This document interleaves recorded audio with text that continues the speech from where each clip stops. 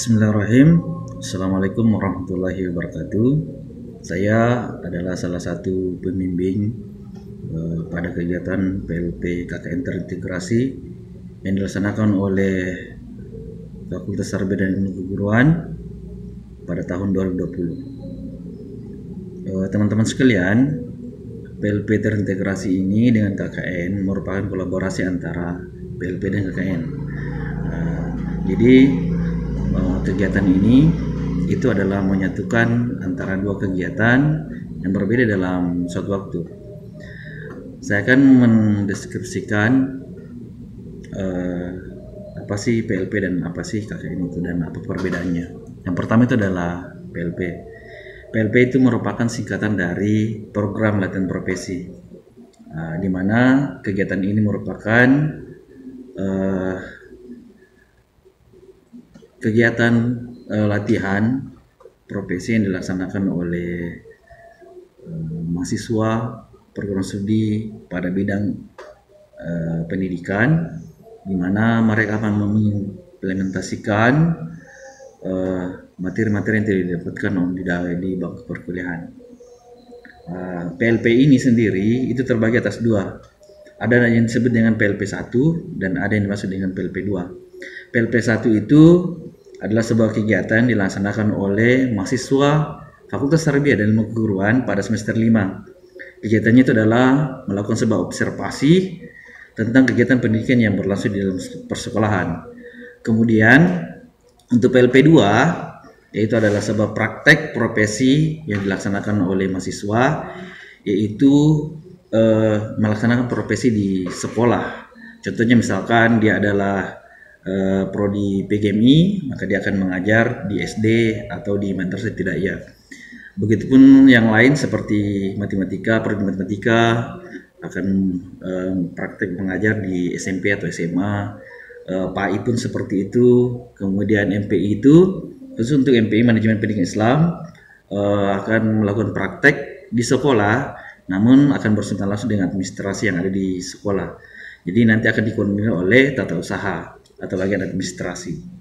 Itu untuk PLP. Namun untuk KKN ya sama dengan KKN yang umum, yaitu adalah merupakan sebagai pengabdian kepada masyarakat dilaksanakan oleh mahasiswa.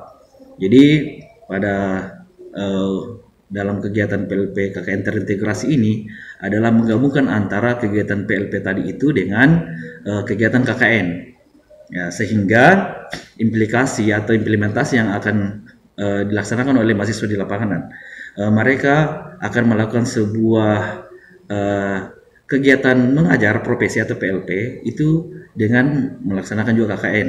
Jadi untuk pengaturan waktunya, PLP itu akan dilaksanakan di pagi hari atau jam persekolahan, kemudian KKN-nya nanti itu pengabdiannya akan dilaksanakan di siang atau sampai malam hari, atau dilaksanakan setelah mereka pulang dari sekolah ber-PLP. Nah, kemudian yang ingin saya sampaikan bahwa mahasiswa yang akan melaksanakan kegiatan ini itu akan melakukan atau menyiapkan sebuah persiapan. Persiapan yang dimaksud itu adalah menyiapkan semua kelengkapan yang akan dilaksanakan atau yang digunakan di dalam kegiatan PLP, dan menyiapkan juga kelengkapan untuk kegiatan KKN. Dapat kita jelaskan sedikit bahwa jika mereka melakukan PLP, berarti kelengkapan yang harus mereka bawa itu adalah kelengkapan yang akan menunjang kegiatan mereka di persekolahan. Contoh saja yang pertama adalah mereka harus membawa ATK seperti kertas, pulpen, spidol, pensil warna, kertas berwarna, kertas gambar, kertas manila, lem, kemudian amplop, pisau cutter, lakban atau isolasi dan sebagainya. Intinya kelengkapan yang dibutuhkan di dalam kegiatan di persekolahan. Contoh misalkan kalau guru, berarti semua kelengkapan yang digunakan atau disiapkan untuk perencanaan pembelajaran. Yang selanjutnya yang tak kalah penting juga bahwa jika dia bersentuhan langsung dengan siswa atau mengajar, berarti si mahasiswa PLP ini itu harus menyiapkan media pembelajaran. Seperti contoh misalkan mereka menyiapkan laptop, kemudian monitor, kemudian kamera, boleh juga menyiapkan buku strategi pembelajaran, kemudian buku administrasi pendidikan dan sebagainya. Intinya adalah semua hal-hal yang bisa menunjang proses ber-PLP atau praktek yang dilaksanakan di sekolah. Kemudian yang kedua adalah kelengkapan ber-KKN. Kalau kelengkapan ber-KKN kan bersifat umum, jadi kita bisa melihat apa saja yang dibutuhkan oleh mahasiswa pada saat mereka berada di lokasi. Yang paling utama, karena ini adalah adalah sebuah kegiatan yang pasti tidak lepas dengan administrasi, sehingga yang paling pertama itu adalah mahasiswa harus menyiapkan laptop dan printer. Ini sangat penting karena setiap mereka melaksanakan sebuah kegiatan pasti akan membawa atau menggunakan persuratan.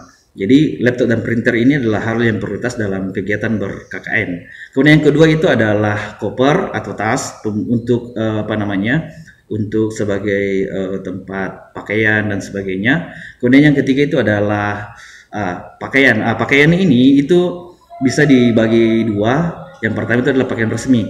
Pakaian resmi itu contoh misalkan kemeja atau celana kain, sepatu pantopel dan sebagainya.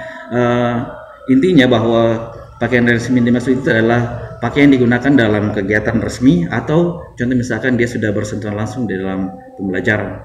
Kemudian yang keempat itu adalah pakaian bebas. Pakaian bebas itu contoh misalkan kaos oblong, kemudian celana jeans panjang, pendek dan sebagainya, atau celana olahraga dan sebagainya. Kemudian selanjutnya adalah ada satu hal yang tak kalah penting, yaitu adalah dalaman. Ya, jadi dalaman ini juga akan menjadi sebuah prioritas utama karena biasanya, apalagi kalau misalkan mahasiswa itu berada di tempat terpencil, untuk akses ke kota itu kan agak sulit. Jadi yang hal-hal seperti itu harus disiapkan, minimal itu dimaksimalkan jumlahnya, sehingga jika kekurangan itu tidak akan terjadi masalah. Kemudian selanjutnya adalah perlengkapan mandi. Ya, perlengkapan mandi mungkin tidak perlu dijelaskan secara lebar. Intinya semua peserta pasti paham apa saja. Ya, contoh misalnya sabun, sampo, odol, sikat gigi dan sebagainya. Kemudian selanjutnya ada perlengkapan ibadah. Ya, kalau misalkan kita berarti perlengkapan sholat, perempuan apa, laki-laki apa kan sudah jelas sekali. Kemudian selanjutnya adalah makanan kecil. Ya, kenapa saya masukkan makanan kecil ini? Karena biasanya kalau mahasiswa itu atau anak zaman sekarang itu tidak bisa lepas dengan namanya cemilan. Cemilan juga ini bisa menjadi sebagai pertolongan pertama. Ya, jika suatu waktu contoh misalkan di dalam kegiatan nanti itu begadang atau mungkin pagi-pagi harus melaksanakan kegiatan, ya untuk sebagai pengganjal perut ya harus menyiapkan snack dan sebagainya, roti, wafer atau biskuit. Kemudian tak kalah penting juga itu adalah obat-obatan. Jadi obat-obatan itu penting dibawa oleh mahasiswa, contoh misalkan minyak angin, kemudian balsem, kemudian obat sakit perut, ya, kemudian vitamin, itu sangat penting. Apalagi kalau misalkan sekarang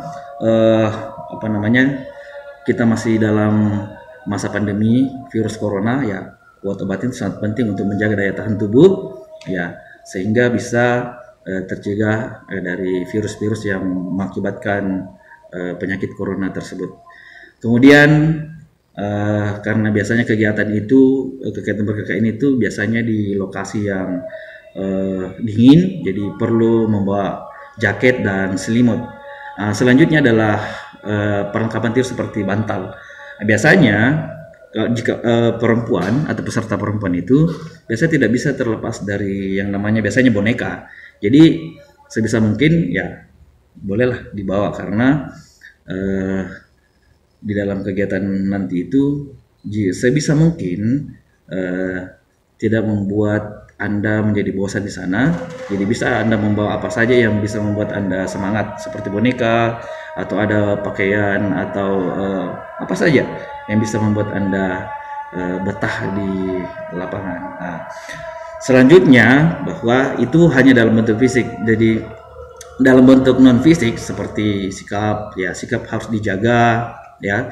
Jadi jangan kita membuat hal-hal yang bisa membuat tuan rumah atau di tempat lokasi itu bisa tersinggung dan sebagainya. Jadi segala tingkah laku yang kita laksanakan itu atau kita lakukan itu tidak boleh mencederai atau membuat orang-orang di sekeliling kita tersinggung. Kemudian selanjutnya adalah kerjasama. Jadi adik-adik harus pahami bahwa ber-KKN atau ber-PLP itu kan terdiri dari beberapa orang itu berarti tim. Jadi Nanda semua atau saudara sekalian itu di kegiatan ini Anda adalah sebuah tim. Nah, tim itu harus solid. Jadi segala sesuatu yang akan dilakukan itu harus melalui musyawarah. Jadi satu orang yang tidak setuju ya semuanya juga harus seperti itu. Nah, sehingga tidak ada kecemburuan di antara anggota pada saat kegiatan nanti. Oke. Jadi untuk itu hanya ini yang bisa saya sampaikan sebagai bekal adik-adik atau teman-teman sekalian yang ber-PLP. Selamat ber-PLP KKN terintegrasi kepada seluruh mahasiswa Fakultas Tarbiyah dan Ilmu Keguruan YAIN Palopo. Semoga di tempat lokasi nantinya kita akan mendapat ilmu yang baru, mendapat pengalaman yang baru, kemudian kita sehat walafiat dan memberikan hal yang terbaik bagi masyarakat, keluarga, negara, terutama memberikan sebuah hal yang baik kepada kampus kita. Terima kasih atas perhatiannya, lebih kurangnya mohon dimaafkan. Saya mewakili pembimbing mengucapkan terima kasih kepada seluruh warga Fakultas Tarbiyah dan Ilmu Keguruan yang telah menyukseskan kegiatan kita ini. Lebih dan kurangnya mohon dimaafkan. Assalamualaikum warahmatullahi wabarakatuh. Salam Aki Natopada Salama.